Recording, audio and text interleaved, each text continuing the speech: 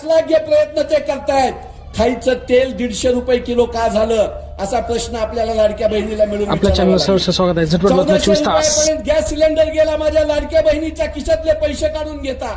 माझ्या लाडक्या बहिणीच्या मुलाला तुम्ही शिक्षण महाग केलं, लाडक्या बहिणीच्या मुलाला तुम्ही नोकरी देत नाही आणि 1500 रुपयामध्ये आमचं मत विकत घेण्याचा प्रयत्न करताय. देवेंद्र फडणवीस म्हणाले, अजित पवार म्हणाले की आम्हाला जर मतदान नाही केलं तर आम्ही तुमच्या शहराचा विकास करणार नाही, निधी देणार नाही.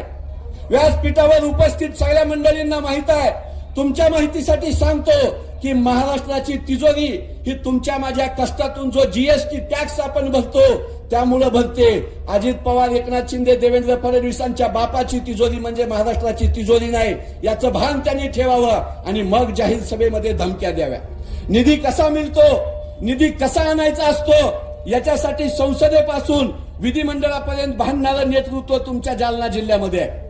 आमदार राजेशजी राठोड इथं आहेत. जर जालना महानगरपालिकेला निधी येत नसेल तर सभागृहामध्ये चढाओढ करण्याची आणि भांडण्याची हिंमत त्यांच्यामध्ये आहे. संसदेमध्ये प्रश्न विचारायची हिंमत कल्याण काळे साहेबांमध्ये आहे. आणि तुमच्या सोबत रस्त्यावर येऊन तुमच्या खांद्याला खांदा लावून जालनेकरांच्या बाजूने लढण्यासाठी बियाची कणसं असलेले हर्षवर्धन दादा सपकाळ महाराष्ट्र प्रदेश काँग्रेस चॅनल लाईक करा, सबस्क्राईब करा, शेअर करा. झटपट बातम्या 24 तास अपडेट राहा. घाबरतायत, 24 तास. सगळ्या गुंडांना घाबरतायत.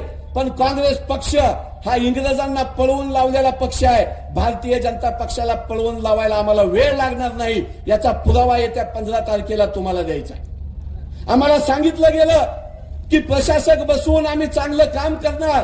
पुणे असो, मुंबई असो, संभाजीनगर असो, जालना असो, इथल्या ठेवी सुद्धा नगरपालिकेच्या, महानगरपालिकेच्या भारतीय जनता पक्षाच्या लोकांनी मोडून खाल्ल्या. स्वतःची कमाई नाही, स्वतः नवं केलेलं काय सांगणार नाही आणि अगोदरच्या लोकांवर टीका करण्याचं काम भारतीय जनता पक्ष करत आहे. या जालन्यामध्ये गुंडगिरीचं प्रमाण वाढलं. जालन्यामधल्या निवडणूक निर्णय अधिकाऱ्यांना माझी विनंती आहे, कलेक्टरला विनंती आहे, पोलिसांना विनंती आहे की निवडणुकीमध्ये जर काँग्रेसच्या कार्यकर्त्याला धमकी द्याल, जर काँग्रेसच्या कार्यकर्त्यांवर दबाव आणाल तर याद राखा, कधी ना कधी आमचं सरकार आल्यानंतर त्या सगळ्या अधिकाऱ्यांना आम्ही बघून घेऊ. बूथ वाटपामध्ये बूथवर बसताना पोलिंग एजंटला आपल्या सामान्य मतदार महिला आपल्या ज्या पॉम्पलेट वाटतात, पोल चिठ्ठ्या वाटतात, त्यांना धमक्याचे फोन येत आहेत. भारतीय जनता पक्षाच्या नेत्यांमध्ये हिंमत असेल तर समोरासमोर लढाई करून दाखवा. गोरगरीब कार्यकर्त्यांच्या पोटावर पाय द्याल, धमक्या द्याल तर डॉक्टर बाबासाहेब आंबेडकरांचं संविधान मानणारा माझा काँग्रेस पक्ष आहे. महात्मा गांधींची अहिंसा मानणारा माझा काँग्रेस पक्ष आहे. जे विकले जातात त्यांना पक्षातून एका फटक्यात बाहेर काढायची धमक असलेला माझा काँग्रेस पक्ष आहे. आणि तुमचा भाजपा हा या देशामधल्या सगळ्या चोरांचा, दरोडेखोरांचा, भ्रष्टाचारांचा पक्ष आहे. अजित पवारांना जेलमध्ये टाकणार होते, आता त्यांच्या हातात तिजोरी दिली.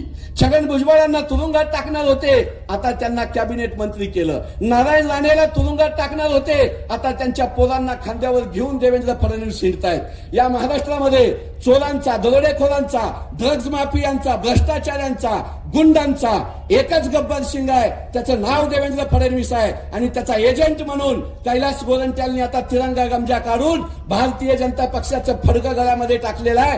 15 तारखेला भारतीय जनता पक्षाला त्यांची अवकात तुम्ही दाखवून द्याल आणि ही मराठवाडा, ही सगळ्या जाती धर्माला सोबत घेऊन जाण्याची संस्कृती जोपासणारा मराठवाडा आहे, याचा पुरावा तुम्ही द्याल अशी अपेक्षा व्यक्त करतो आणि थांबतो.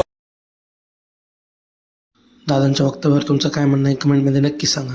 लाईक करा, शेअर करा, सबस्क्राईब करा. झटपट बातम्या 24 तास.